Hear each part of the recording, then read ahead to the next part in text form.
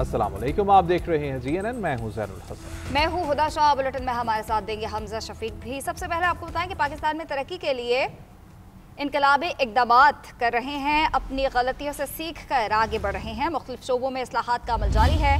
FBR में इस्लाहात करके मुकम्मल डिजिटाइज कर दिया गया। डिजिटाइजेशन से करप्शन में खातिर ख्वाह कमी आई है। वज़ीर-ए-आज़म शहबाज शरीफ का रियाज में Saudi future investment initiative conference से खिताब। बोले, पाकिस्तान मौसमियाती तब्दीली से शदीद मुतासरा 10 ममालिक में शामिल है। तरक्की की सीढ़ी चढ़ते हैं लेकिन सैलाब और कुदरती आफात की वजह से फिर वापस नीचे आ जाते हैं। कुदरती आफात से अरबों डॉलर का नुकसान हुआ है। बहाली के लिए हमें ज्यादा फंड्स की जरूरत होती है। मुसलसल कर्जों के बायस मुल्क की मईशत कमजोर हो जाती है। वज़ीर-ए-आज़म ने मजीद कहा, पाकिस्तान AI समय जदीद टेक्नोलॉजी के हसूल के लिए भी तेजी से आगे बढ़ रहा है। नौजवानों को तकनीकी तालीम दे रहे हैं। पाकिस्तान और सऊदी अरब में इक्तिसादी ताउन का फ्रेमवर्क शुरू करने पर इत्तेफाक। वज़ीर-ए-आज़म शहबाज शरीफ और सऊदी वली-ए-अहद मोहम्मद बिन सलमान के दरमियान मुलाकात हुई, जिसमें दो तरफा ताल्लुकात, सरमायाकारी और माशी ताउन पर तबादला ख्याल किया गया। सऊदी वली-ए-अहद मोहम्मद बिन सलमान ने पाकिस्तान से ताल्लुकात मजीद मजबूत बनाने के अज़म का इजहार किया है। वज़ीर-ए-आज़म शहबाज शरीफ और सऊदी वली-ए-अहद शहजादा मोहम्मद बिन सलमान बिन अब्दुल अजीज के माबैन रियाज में मुलाकात हुई। मुलाकात में इक्तिसादी ताउन का फ्रेमवर्क शुरू करने पर इत्तेफाक हुआ। अलामिया के मुताबिक ये पेशरफ्त मुमलिकत सऊदी अरब और इस्लामी जमहूरिया पाकिस्तान के दरमियान दहाइयों पर मुहित तारीखी शराकत की मजबूती और दोनों ममालिक की क़यादत को मुत्तहद करने वाले भाईचारे और इस्लामी यकजहती के मजबूत रिश्ते की अक्कास है, जिससे ताल्लुकात मजीद मजबूत होंगे। फ्रेमवर्क के तहत इक्तिसादी, तिजारती, सरमायाकारी और तरक्याती शोबों में कई स्ट्रेटेजिक और आला असरात के हामिल मंसूबों पर तबादला ख्याल किया जाएगा, जो दोनों ममालिक के दरमियान ताउन को मजीद मजबूत बनाने, निजी शोबे के अहम किरदार को बढ़ाने और तिजारती तबादले को बढ़ाने में मुआविन साबित होंगे। फ्रेमवर्क के तरजीही शोबों में तवानाई, सनत, कानकुनी, इंफॉर्मेशन टेक्नोलॉजी, सियाहत, ज़राअत और ग़िज़ाई तहफ़्फ़ुज़ शामिल हैं। फील्ड मार्शल सैयद आसिम मुनीर का मिस्र, उर्दन और सऊदी अरब का तारीखी दौरा। फील्ड मार्शल का अरब ममालिक का दौरा कामयाब मिलिट्री डिप्लोमेसी की शानदार मिसाल। मिस्र, उर्दन और सऊदी क़यादत का पाकिस्तान की मुसल्लह अफ़वाज पर मुकम्मल एतमाद का इजहार। फील्ड मार्शल के दौरों के दौरान इंसदाद दहशतगर्दी, दिफाई ताउन और इंटेलिजेंस इश्तराक पर बातचीत की गई। फील्ड मार्शल का दौरा मुस्लिम ममालिक के माबैन अस्करी इत्तेहाद और यकजहती की मजबूत अलामत है। दौरे से पाकिस्तान का खत्ते में अमन, इस्तेहकाम और मुश्तरका सलामती के लिए कलीदी किरदार उजागर हुआ। आर्मी चीफ की फ़ाल अस्करी सफारतकारी पाकिस्तान के आलमी वक़ार में इजाफे का बायस है। मार के हक के बाद कामयाब मिलिट्री डिप्लोमेसी की बदौलत पाकिस्तान आलमी उफ़क़ पर मजबूत और बावकार तशख़्ख़ुस के साथ उभर रहा है। पीपल्स पार्टी की जानिब से मोहलत देने के बावजूद वज़ीर-ए-आज़म अनवारुल हक ने तहरीक अदम एतमाद का सामना करने का फैसला कर लिया है। तहरीक अदम एतमाद 30 अक्टूबर को जमा कराई जाएगी। नून लीग सिर्फ तहरीक अदम एतमाद में वोट देगी, जबकि हुकूमत साजी का हिस्सा नहीं बनेगी। बैरिस्टर ग्रुप और महाजरीन अरकान के तहफ़्फ़ुज़ात पर ऐवान सदर में फ़रियाल तालपुर से बैरिस्टर सुल्तान महमूद चौधरी की अहम मुलाकात हुई। आज़ाद कश्मीर में हुकूमत साजी के लिए कोशिशें तेज। वज़ीर-ए-आज़म अनवारुल हक का मुस्ताफ़ी होने से इनकार। तहरीक अदम एतमाद का मुकाबला करने को तैयार। PTI का बागी अरकान के खिलाफ रेफरेंस दायर करने का ऐलान। बिलावल भुट्टो आज़ाद कश्मीर कानून साज असम्बली में नए कायदे ऐवान के लिए उम्मीदवार का ऐलान करेंगे। चौधरी लतीफ़ अकबर और चौधरी यासीन मजबूत उम्मीदवार हैं। दूसरी तरफ पीपल्स पार्टी की वज़ीर-ए-आज़म अनवारुल हक को मुस्ताफ़ी होने की मोहलत खत्म हो गई, जिसके बाद अब पीपल्स पार्टी नून लीग के साथ मिलकर तहरीक अदम एतमाद पेश करेगी। पीपल्स पार्टी के रहनुमा बाज़ल नकवी का कहना है कि तहरीक अदम एतमाद 30 अक्टूबर को जमा कराई जाएगी। हुकूमत साजी के लिए 27 अरकान की हिमायत दरकार है, जबकि मुस्लिम लीग नून, सुल्तान ग्रुप और फॉरवर्ड ब्लॉक की हिमायत से पीपल्स पार्टी की नंबर गेम 36 तक पहुंच चुकी है। उधर मुस्लिम लीग नून की पीपल्स पार्टी को ताउन के फैसले ने बैरिस्टर ग्रुप और मुहाजिरीन अरकान के तहफ़्फ़ुज़ात बढ़ा दिए हैं, जिस पर ऐवान सदर में फ़रियाल तालपुर से बैरिस्टर सुल्तान महमूद चौधरी की अहम मुलाकात हुई। नून लीग की सियासी कमेटी के सरबरा एहसन इकबाल कहते हैं कि हुकूमत साजी का हिस्सा नहीं बनेंगे। तहरीक अदम एतमाद की कामयाबी के बाद हुकूमत साजी में शरीक नहीं होंगे। पाकिस्तान मुस्लिम लीग नून अपना किरदार जमहूरी अंदाज में भरपूर अपोजिशन के तौर पे आज़ाद जम्मू कश्मीर के अंदर अदा करेगी। वो कश्मीर के अवाम की उमंगों की तर्जुमानी करेगी। तहरीक इंसाफ आज़ाद कश्मीर ने पार्टी छोड़कर दूसरी पार्टी में शामिल होने वाले मेंबरान असम्बली के खिलाफ रेफरेंस दायर करने का फैसला कर लिया।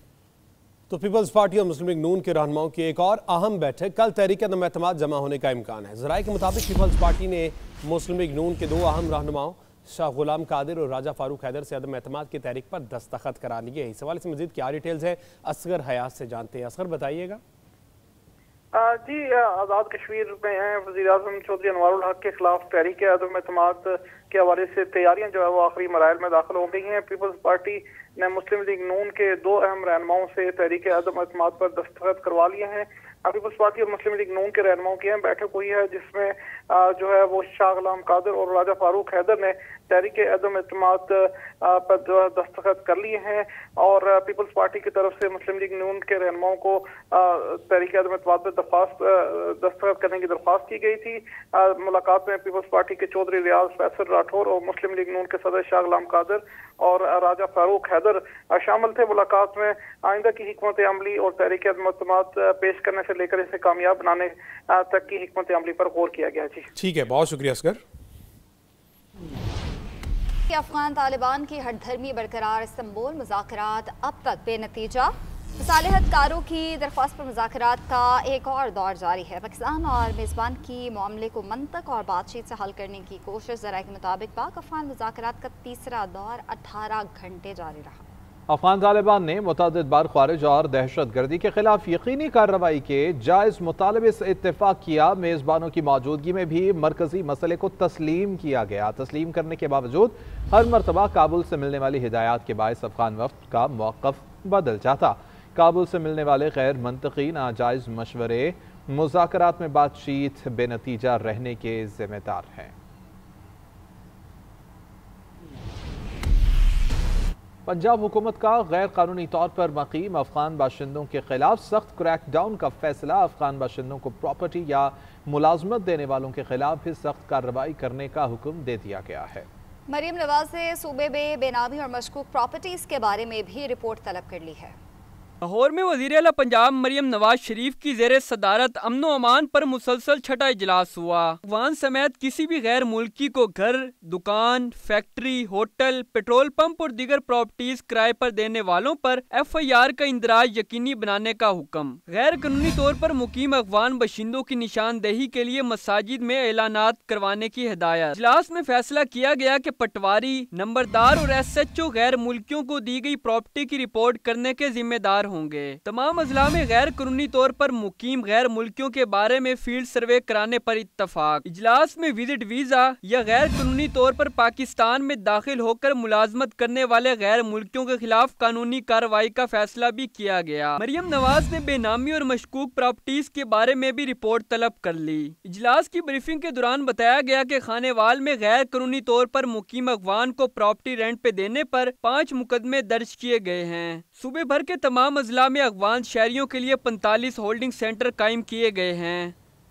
खेल के मैदान से खबर यह कि पाकिस्तान क्रिकेट टीम के wicket keeper batter Mohammad Rizwan और पाकिस्तान क्रिकेट बोर्ड के दरमियान सेंट्रल कॉन्ट्रैक्ट के मामले पर इख्तिलाफात शिद्दत इख्तियार करके रिजवान ने बोर्ड की पेशकश करदा शराइत के मुताबिक कॉन्ट्रैक्ट पर दस्तखत करने से इनकार कर दिया है।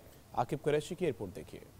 मोहम्मद रिजवान एक बार फिर खबरों की जीनत बन गए हैं। इस बार वजह उनकी बैटिंग नहीं बल्कि PCB के साथ सेंट्रल कॉन्ट्रैक्ट पर इख्तिलाफात हैं। ज़राए के मुताबिक PCB ने रवां साल 30 खिलाड़ियों को नए सेंट्रल कॉन्ट्रैक्ट्स की पेशकश की, ताहम रिजवान को B कैटेगरी में रखा गया, जिस पर उन्होंने अदम इत्मीनान का इजहार किया। ज़राए का कहना है कि सेंट्रल कॉन्ट्रैक्ट्स की A कैटेगरी में किसी भी खिलाड़ी को शामिल नहीं किया गया, जिसके बायस कई सीनियर खिलाड़ी नाखुश दिखाई दे रहे हैं। मोहम्मद रिजवान ने PCB के सामने मुतालिबात रखे हैं, जिनमें T20 टीम से बाहर करने की वजह, वनडे कप्तानी वापस लेने का मुहर्रिक, मराद और माली तफसीलात से मुतालिक चंद मुतालिबात शामिल हैं। तहम बोर्ड ने इन मुतालिबात को मंजूर करने से साफ इनकार कर दिया है। ज़राए के मुताबिक रिजवान के अलावा तमाम कौमी क्रिकेटर्स ने अपने कॉन्ट्रैक्ट्स पर दस्तखत कर दिए हैं, लेकिन रिजवान ताहाल फैसला करने से गुरेजा हैं। दूसरी जानिब ज़राए ने बताया है कि फिलहाल PCB की जानिब से किसी तब्दीली या रिजवान का कोई मुतालिबा मानने का इम्कान नजर नहीं आ रहा।